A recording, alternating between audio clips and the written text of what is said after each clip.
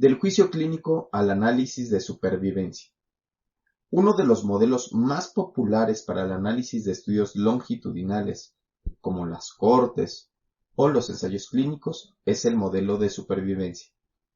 El también llamado modelo de sobrevida permite evaluar una variable dicotómica, como vivo-muerto, durante distintos lapsos de tiempo. La toma de decisiones clínicas es compleja.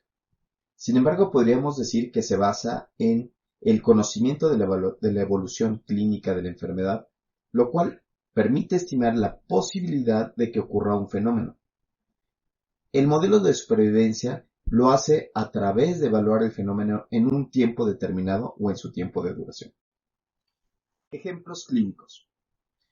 Un buen ejemplo sería ¿cuánto tiempo se requiere para que se eleven los anticuerpos después de aplicar una vacuna?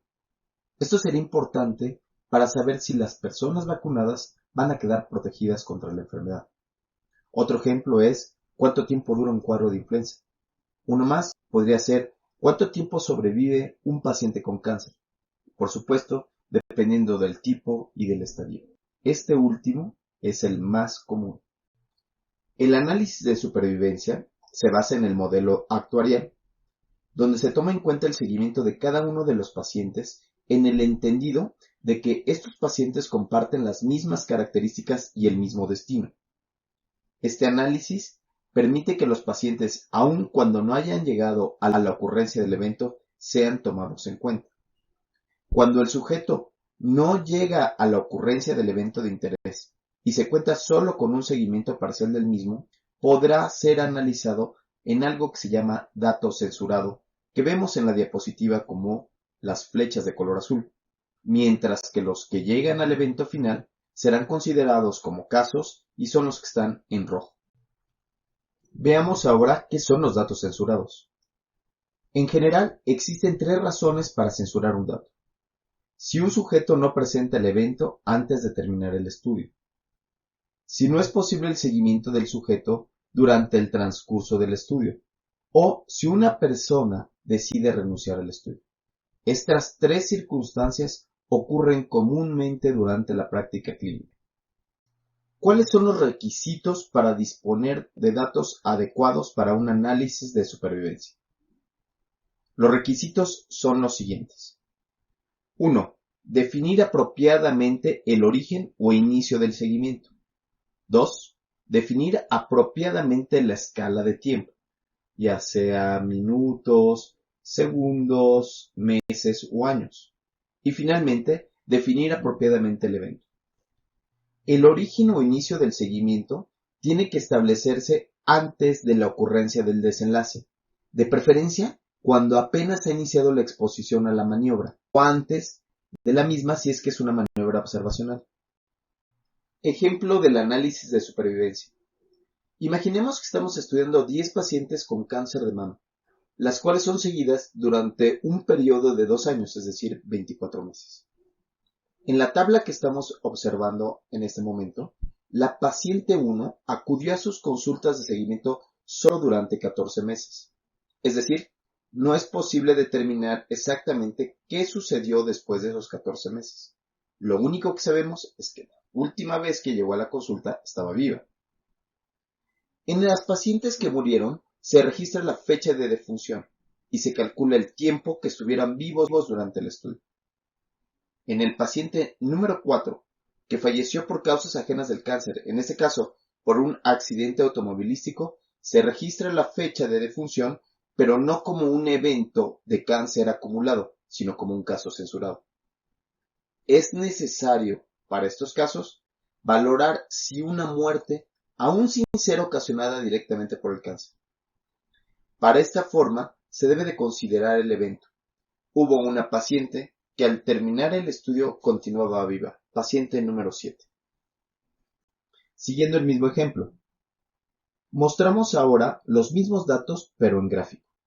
En esta gráfica podemos observar en el eje de las Y todas las pacientes que habían ingresado, es decir, el 100% de las mujeres que ingresaron estaban vivas.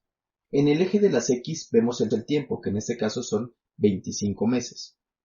lo que podemos ver es que las mujeres que fallecieron o que presentaron un evento provocan una línea hacia abajo que muestra la proporción de mujeres supervivientes. Por su parte, los casos censurados se muestran como una cruz, 4 pacientes que no murieron, pero no terminaron sus 24 meses de seguimiento y una mujer que terminaba viva al término del seguimiento. Para la interpretación de estos datos, es preferible usar la mediana de supervivencia en lugar de la media, la cual puede ser interpretada como el tiempo que tarda el 50% de la población en llegar al evento. En este caso, se ve como la línea anaranjada. El estimador Kaplan y Meier, también llamado de producto límite, es el método estadístico no paramétrico que se utiliza para las curvas de supervivencia. En este se toman en cuenta cada uno de los tiempos que aporta cada paciente, como vimos en el ejemplo anterior.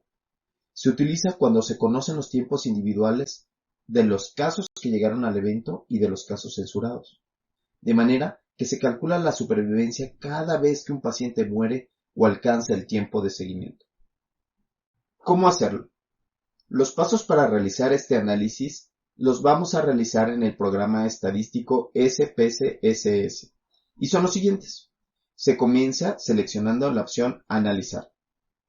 Luego se selecciona la función Supervivencia y finalmente se selecciona la opción Kaplan y Meier.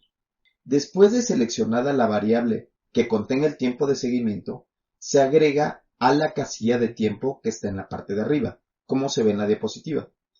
Posteriormente, se seleccionan las variables de desenlace que se agregan en la casilla de estatus.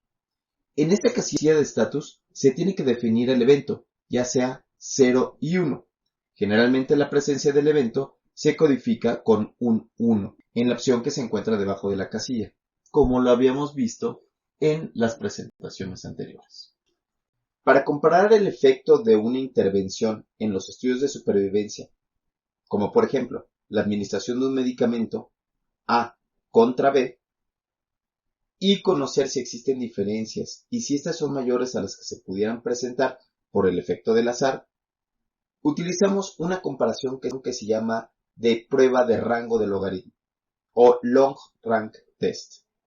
El resultado de esta prueba es un valor de P, es decir, de que las probabilidades de estas diferencias puedan deberse al azar.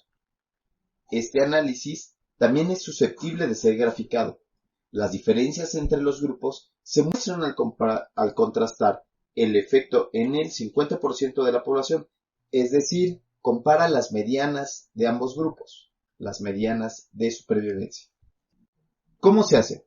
Para realizar este análisis se siguen exactamente los mismos pasos que hicimos para las curvas de supervivencia, solo que en esta ocasión se coloca el tratamiento A contra B en el apartado de factor que se encuentra debajo de la opción de estatus.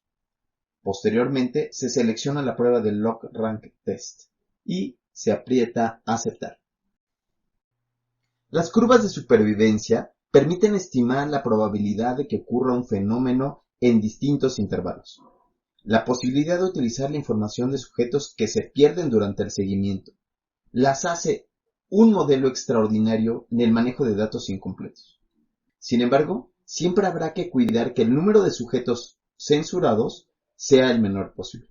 De otra manera, la estimación se realizará a partir de los datos de unos cuantos sujetos, como si se tratara de la totalidad del grupo. Muchas gracias por su atención y nos vemos en el siguiente tema.